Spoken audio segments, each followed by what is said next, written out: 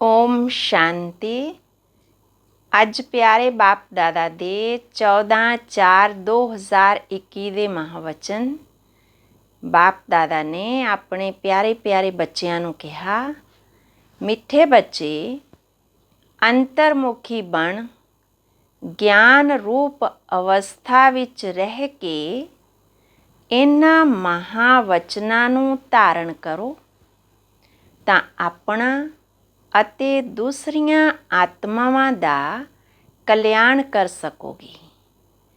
ਆਪਣੇ ਮਨ ਅਤੇ ਦਿਲ ਰੂਪੀ ਮੰਦਿਰ ਨੂੰ ਈਸ਼ਵਰੀਏ ਗੁਣਾ ਰੂਪੀ ਮੂਰਤੀਆਂ ਨਾਲ ਸਜਾਓ ਅਤੇ ਪਵਿੱਤਰ ਸੰਕਲਪਾਂ ਦੀ ਖੁਸ਼ਬੂ ਫੈਲਾਓ।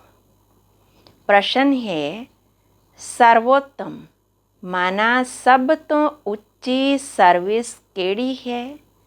ਯਥਾਰਥ ਸਰਵਿਸ ਦਾ ਸੂਖਮ ਅਤੇ ਮਹੀਨ ਰਾਜ ਕੀ ਹੈ? ਉੱਤਰ ਹੈ, ਜਦੋਂ ਕਿਸੇ ਤੋਂ ਕੋਈ ਭੁੱਲ ਹੁੰਦੀ ਹੈ ਤਾਂ ਉਸ ਨੂੰ ਸਾਵਧਾਨ ਕਰਨ ਦੇ ਨਾਲ ਸੂਖਸ਼ਮ ਰੀਤੀ ਨਾਲ ਆਪਣੀ ਯੋਗ ਸ਼ਕਤੀ ਉਹਨਾਂ ਤੱਕ ਪਹੁੰਚਾ ਕੇ ਉਹਨਾਂ ਦੇ ਸੰਕਲਪ ਅਸ਼ੁੱਧ ਸੰਕਲਪਾਂ ਨੂੰ ਭਸਮ ਕਰਨਾ, ਇਹ ਸਭ ਤੋਂ ਉੱਚੀ ਸੱਚੀ ਸਰਵਿਸ ਹੈ। ਨਾਲ ਨਾਲ ਆਪਣੇ ਉੱਪਰ ਵੀ ਧਿਆਨ ਦੇਣਾ ਹੈ। ਮਨਸਾ ਵਿੱਚ ਵੀ ਕੋਈ ਅਸ਼ੁੱਧ ਸੰਕਲਪ ਪੈਦਾ ਨਾ ਹੋ, ਇਸ ਵਿੱਚ ਖੁਦ ਵੀ ਸਾਵਧਾਨ ਰਹਿਣਾ ਅਤੇ ਦੂਸਰਿਆਂ ਪ੍ਰਤੀ ਵੀ ਇਸ ਤਰ੍ਹਾਂ ਦੀ ਦਿਵਯ ਸਰਵਿਸ ਕਰਨਾ, ਇਹ ਸਰਵਿਸ ਦਾ ਸੂਖਸ਼ਮ ਅਤੇ ਮਹੀਨ ਰਾਜ ਹੈ। ਓਮ ਸ਼ਾਂਤੀ। ਹਰ ਇੱਕ ਪੁਰਸ਼ਾਰਥੀ ਬੱਚੇ ਨੂੰ ਪਹਿਲਾਂ ਅੰਤਰਮੁਖ ਅਵਸਥਾ ਜ਼ਰੂਰ ਧਾਰਨ ਕਰਨੀ ਹੈ। ਅੰਤਰਮੁਖਤਾ ਵਿੱਚ ਬੜਾ ਹੀ ਕਲਿਆਣ ਸਮਾਇਆ ਹੋਇਆ ਹੈ। ਇਸ ਅਵਸਥਾ ਵਿੱਚ ਹੀ ਅਚਲ, ਸਥਿਰ, ਧੈਰਯਵਤ, ਨਿਰਮਾਣ ਚਿੱਤ ਆਦਿ ਦੇਵੀ ਗੁਣਾਂ ਦੀ ਧਾਰਨਾ ਹੋ ਸਕਦੀ ਹੈ ਅਤੇ ਸੰਪੂਰਨ ਗਿਆਨਮय ਅਵਸਥਾ ਪ੍ਰਾਪਤ ਹੋ ਸਕਦੀ ਹੈ। ਅੰਤਰਮੁਖ ਨਾ ਹੋਣ ਦੇ ਕਰਕੇ ਉਹ ਸੰਪੂਰਨ ਗਿਆਨ ਰੂਪ ਅਵਸਥਾ ਪ੍ਰਾਪਤ ਨਹੀਂ ਹੁੰਦੀ ਹੈ, ਕਿਉਂਕਿ ਜੋ ਵੀ ਕੁਝ ਮਹਾਵਚਨ ਸਾਹਮਣੇ ਸੁਣੇ ਜਾਂਦੇ ਹਨ, ਅਗਰ ਉਹਨਾਂ ਨੂੰ ਗਹਿਰਾਈ ਵਿੱਚ ਜਾ ਕੇ ਧਾਰਨ ਜਾਂ ਗ੍ਰਹਿਣ ਨਹੀਂ ਕਰਦੇ ਹੋ, ਸਿਰਫ ਉਹਨਾਂ ਮਹਾਵਚਨਾਂ ਨੂੰ ਸੁਣ ਕੇ ਰਿਪੀਟ ਕਰ ਦਿੰਦੇ ਹੋ, ਤਾਂ ਉਹ ਮਹਾਵਚਨ ਸਿਰਫ ਵਚਨ ਹੀ ਹੋ ਜਾਂਦੇ ਹਨ, ਸਿਰਫ ਵਾਕਿਆ ਸ਼ਬਦ ਹੀ ਰਹਿ ਜਾਂਦੇ। ਜੋ ਗਿਆਨ ਸਰੂਪ ਅਵਸਥਾ ਵਿੱਚ ਰਹਿ ਕੇ ਮਹਾਵਚਨ ਨਹੀਂ ਸੁਣੇ ਜਾਂਦੇ, ਉਹਨਾਂ ਮਹਾਵਚਨਾਂ 'ਤੇ ਮਾਇਆ ਦਾ ਪਰਛਾਇਆ ਪੈ ਜਾਂਦਾ ਹੈ। ਹੁਣ ਮਾਇਆ ਦੇ ਅਸ਼ੁੱਧ ਵਾਈਬ੍ਰੇਸ਼ਨ ਨਾਲ ਭਰੇ ਹੋਏ ਮਹਾਵਚਨ ਸੁਣ ਕੇ ਸਿਰਫ ਰਿਪੀਟ ਕਰਨ ਨਾਲ ਖੁਦ ਸਹਿਤ ਹੋਰਾਂ ਦਾ ਕਲਿਆਣ ਹੋਣ ਦੇ ਬਦਲੇ ਅਕਲਿਆਣ ਹੋ ਜਾਂਦਾ ਹੈ। ਇਸ ਲਈ ਹੇ ਬੱਚਿਓ, ਇੱਕਦਮ ਅੰਤਰਮੁਖੀ ਬਣ ਜਾਓ। ਅਗਲੀ ਪੁਆਇੰਟ ਬਾਬਾ ਕਿੰਨੀ ਪਿਆਰੀ ਜੀ ਪੁਆਇੰਟ ਦੱਸ ਰਹੇ ਕਿ ਤੁਹਾਡਾ ਇਹ ਮਨ ਮੰਦਿਰ ਸਦ੍ਰਿਸ਼ ਹੈ। ਮਨ ਜੋ ਹੈ ਉਹ ਮੰਦਰ ਦੀ ਤਰ੍ਹਾਂ ਹੈ। ਜਿਵੇਂ ਮੰਦਿਰ ਤੋਂ ਸदैव ਖੁਸ਼ਬੂ ਆਉਂਦੀ ਹੈ, ਇਸ ਤਰ੍ਹਾਂ ਮਨ ਮੰਦਿਰ ਜਦੋਂ ਪਵਿੱਤਰ ਬਣਦਾ ਹੈ ਤਾਂ ਸੰਕਲਪ ਵੀ ਪਵਿੱਤਰ ਇਮਰਜ ਹੁੰਦੇ ਹਨ।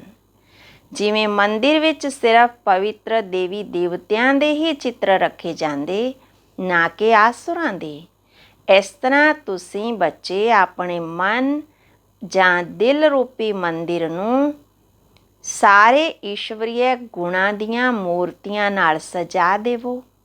ਉਹ ਗੁਣ ਹਨ ਨਿਰਮੋਹ, ਨਿਰਮੋਹ, ਨਿਰਲੋਭ, ਨਿਰਭੈ, ਧੈਰਯਵਤ, ਨਿਰਅਹੰਕਾਰ ਆਦਿ। ਕਿਉਂਕਿ ਸਾਰੇ ਤੁਹਾਡੇ ਹੀ ਦਿਵਯ ਲੱਛਣ ਹਨ। ਤੁਸੀਂ ਬੱਚਿਆਂ ਨੂੰ ਆਪਣੇ ਮੰਦਿਰ ਨੂੰ ਉਜਿਆਰਾ ਅਰਥਾਤ ਸੰਪੂਰਨ ਸ਼ੁੱਧ ਬਣਾਉਣਾ ਹੈ। ਜਦੋਂ ਮਨ ਮੰਦਿਰ ਉਜਿਆਰਾ ਬਣੇ ਤਾਂ ਹੀ ਆਪਣੇ ਉਜਿਆਰੇ ਪਿਆਰੇ ਵੈਕੁੰਠ ਦੇਸ਼ ਚੱਲ ਸਕੋਗੇ। ਤਾਂ ਹੁਣ ਆਪਣੇ ਮਨ ਨੂੰ ਉਜਵਲ ਬਣਾਉਣ ਦਾ ਪ੍ਰਯਾਸ ਕਰਨਾ ਹੈ ਅਤੇ ਮਨ ਸਹਿਤ ਵਿਕਾਰੀ ਕਰਮਿੰਦਰੀਆਂ ਨੂੰ ਵੀ ਵਸ਼ ਕਰਨਾ ਹੈ, ਪਰੰਤੂ ਨਾ ਸਿਰਫ ਆਪਣਾ ਮਗਰ ਦੂਸਰਿਆਂ ਦੇ ਪ੍ਰਤੀ ਵੀ ਇਹ ਦਿਵਯ ਸਰਵਿਸ ਕਰਨੀ ਹੈ। ਅਸਲ ਵਿੱਚ ਸਰਵਿਸ ਦਾ ਅਰਥ ਅਤੀ ਸੂਖਮ ਅਤੇ ਮਹੀਨ ਹੈ। ਇਸ ਤਰ੍ਹਾਂ ਨਹੀਂ ਕਿ ਕਿਸੇ ਦੀ ਭੁੱਲ 'ਤੇ ਸਿਰਫ ਸਾਵਧਾਨ ਕਰਨਾ ਇਸ ਤੱਕ ਹੀ ਸਰਵਿਸ ਹੈ, ਪਰੰਤੂ ਨਹੀਂ, ਉਹਨਾਂ ਨੂੰ ਸੂਖਮ ਰੀਤੀ ਆਪਣੀ ਯੋਗ ਦੀ ਸ਼ਕਤੀ ਪਹੁੰਚਾਈਏ, ਉਹਨਾਂ ਦੇ ਅਸ਼ੁੱਧ ਸੰਕਲਪਾਂ ਨੂੰ ਭਸਮ ਕਰ ਦੇਣਾ, ਇਹ ਸਰਵੋਤਮ ਸੱਚੀ ਸੇਵਾ ਹੈ।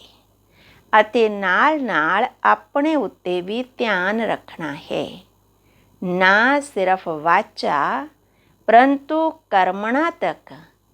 ਮਗਰ ਮਨਸਾ ਵਿੱਚ ਵੀ ਕੋਈ ਅਸ਼ੁੱਧ ਸੰਕਲਪ ਹੁੰਦਾ ਹੈ ਤਾਂ ਉਸ ਦਾ ਵਾਈਬ੍ਰੇਸ਼ਨ ਵੀ ਤਾਂ ਦੂਸਰਿਆਂ ਦੇ ਕੋਲ ਜਾਵੇ ਸੂਖਮ ਰੀਤੀ ਅਕਲਿਆਣ ਕਰਦਾ ਹੈ ਨਾ।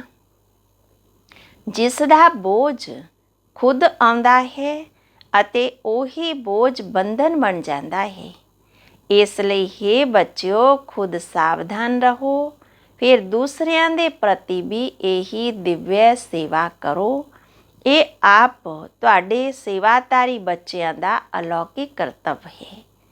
ਇਸ ਤਰ੍ਹਾਂ ਦੀ ਸਰਵਿਸ ਕਰਨ ਵਾਲਿਆਂ ਨੂੰ ਫਿਰ ਆਪਣੇ ਪ੍ਰਤੀ ਕੋਈ ਵੀ ਸਰਵਿਸ ਨਹੀਂ ਲੈਣੀ ਹੈ, ਮਨਾ ਪਰਸਨਲ ਆਪਣੇ ਲਈ ਕੋਈ ਸੇਵਾ ਨਹੀਂ ਲੈਣੀ ਹੈ।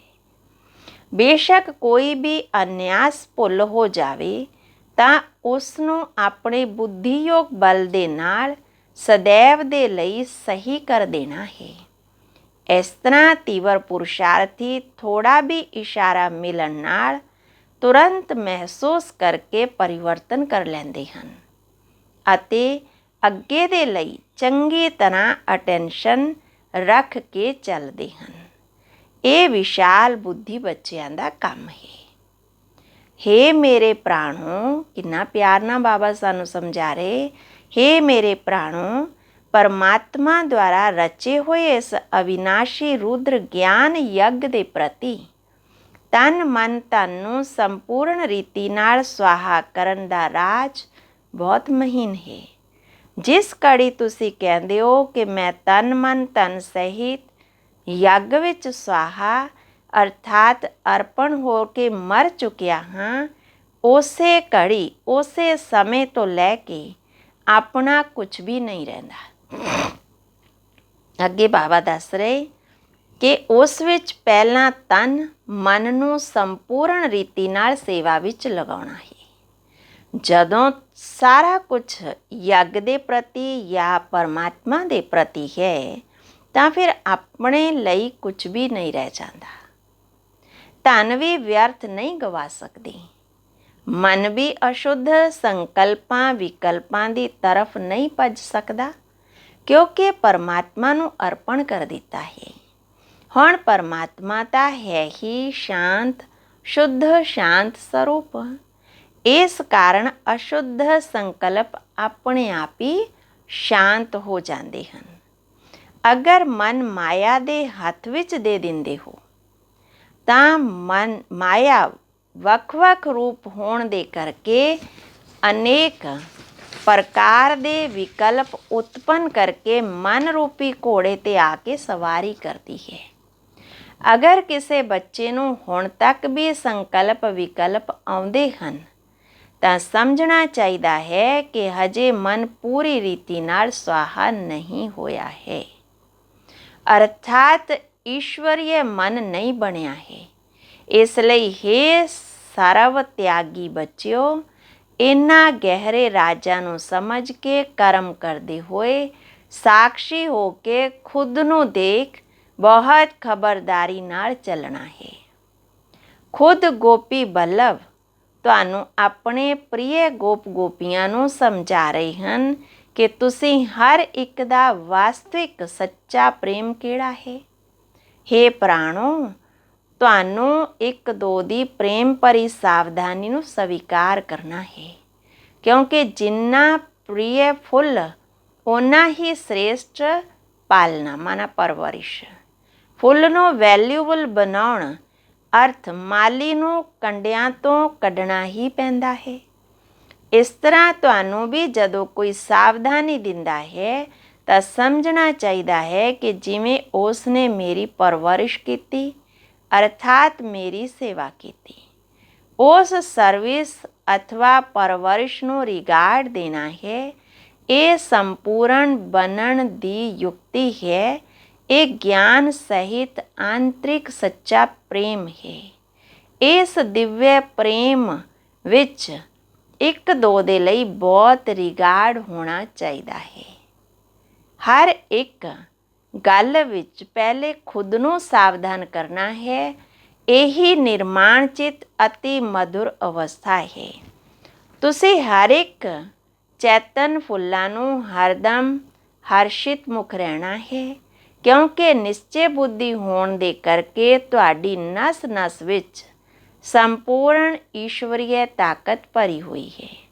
ਇਸ ਤਰ੍ਹਾਂ ਦੀ ਆਕਰਸ਼ਣ ਸ਼ਕਤੀ ਆਪਣਾ ਦਿਵਯ ਚਮਤਕਾਰ ਅਵਸ਼ਯ ਕੱਢਦੀ ਹੈ।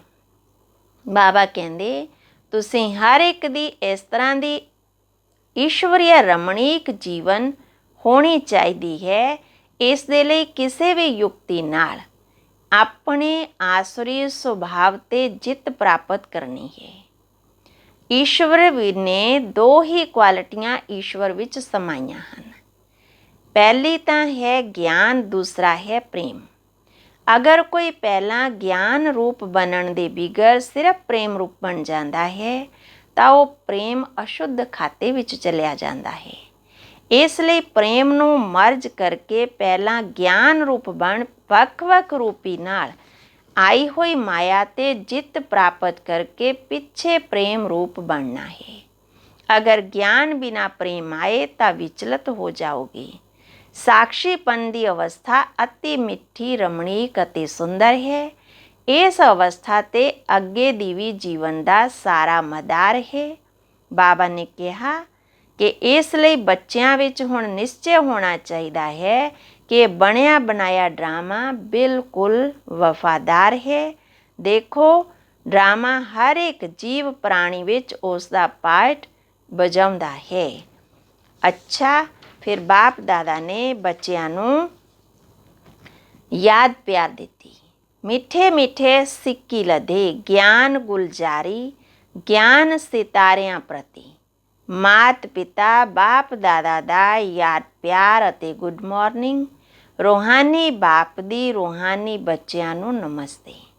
ਧਾਰਨਾ ਲਈ ਮੁੱਖ ਸਾਰ ਹੈ। ਪਹਿਲਾ ਪੁਆਇੰਟ, ਆਪਣੇ ਲਕਸ਼ ਸਰੂਪ ਦੀ ਸਮ੍ਰਿਤੀ ਵਿੱਚ ਸ਼ਾਂਤ ਚਿੱਤ, ਨਿਰਮਾਣ ਚਿੱਤ, ਧੈਰਯਵਤ ਮਿਜ਼ਾਜ, ਖੁਸ਼ ਮਿਜ਼ਾਜ, ਮਿਠਾਸ।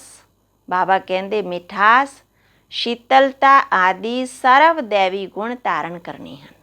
ਦੂਸਰਾ, ਨਿਸ਼ਚੈ ਬੁੱਧੀ ਸਾਖਸ਼ੀ ਦ੍ਰਿਸ਼ਟਾ ਹੋ। ਇਸ ਖੇਲ ਨੂੰ ਹਰਸ਼ਿਤ ਚਿਹਰੇ ਨਾਲ ਦੇਖਦੇ ਹੋਏ ਆਂਤਰਿਕ ਧੈਰਯਵਤ ਅਤੇ ਅਡੋਲ ਚਿੱਤ ਰਹਿਣਾ ਹੈ।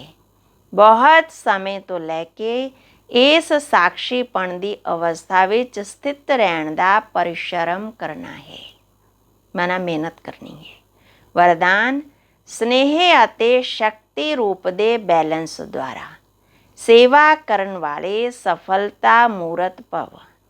ਜਿਵੇਂ ਇੱਕ ਅੱਖ ਵਿੱਚ ਬਾਪ ਦਾ ਸਨੇਹ ਅਤੇ ਦੂਜੀ ਅੱਖ ਵਿੱਚ ਬਾਪ ਦੁਆਰਾ ਮਿਲਿਆ ਹੋਇਆ ਕੰਮ ਮਾਨਾ ਸੇਵਾ ਸਦਾ ਸਮ੍ਰਿਤੀ ਵਿੱਚ ਰਹਿੰਦਾ ਹੈ, ਇਸੇ ਤਰ੍ਹਾਂ ਸਨੇਹੀ ਮੂਰਤ ਦੇ ਨਾਲ ਨਾਲ ਹੁਣ ਸ਼ਕਤੀ ਰੂਪ ਵੀ ਬਣੋ। ਸਨੇਹ ਦੇ ਨਾਲ ਨਾਲ ਸ਼ਬਦਾਂ ਵਿੱਚ ਇਸ ਤਰ੍ਹਾਂ ਦਾ ਜੌਹਰ ਹੋਵੇ ਜੋ ਕਿਸੇ ਦਾ ਵੀ ਹਿਰਦੇ ਵਧੀਰਨ ਕਰ ਦਵੋ। ਜਿਵੇਂ ਮਾਂ ਬੱਚੇ ਨੂੰ ਕਿਵੇਂ ਦੇ ਵੀ ਸ਼ਬਦਾਂ ਵਿੱਚ ਸਿੱਖਿਆ ਦਿੰਦੀ ਹੈ ਤਾਂ ਮਾਂ ਦੇ ਸਨੇਹ ਦੇ ਕਾਰਨ ਉਹ ਸ਼ਬਦ ਤੇਜ਼ ਵਾ ਕੌੜੇ ਮਹਿਸੂਸ ਨਹੀਂ ਹੁੰਦੇ। ਇਸੇ ਤਰ੍ਹਾਂ ਗਿਆਨ ਦੀਆਂ ਜੋ ਸੱਚੀਆਂ ਗੱਲਾਂ ਹਨ ਉਹਨਾਂ ਨੂੰ ਸਪਸ਼ਟ ਦੋਸ਼ ਸਪਸ਼ਟ ਸ਼ਬਦਾਂ ਵਿੱਚ ਦਵੋ, ਪਰੰਤੂ ਸ਼ਬਦਾਂ ਵਿੱਚ ਸਨੇਹ ਸਮਾਇਆ ਹੋਵੇ ਤਾਂ ਸਫਲਤਾ ਮੂਰਤ ਬਣ ਜਾਵੋਗੇ। ਸਲੋਗਨ ਹੈ, ਸਰਵ ਸ਼ਕਤੀਵਾਨ ਬਾਪ ਨੂੰ ਸਾਥੀ ਬਣਾ ਲਵੋ ਤਾਂ ਪਛਤਾਤਾਪ ਤੋਂ ਛੁੱਟ ਜਾਵੋਗੇ। ਅੱਛਾ, ਓਮ ਸ਼ਾਂਤੀ।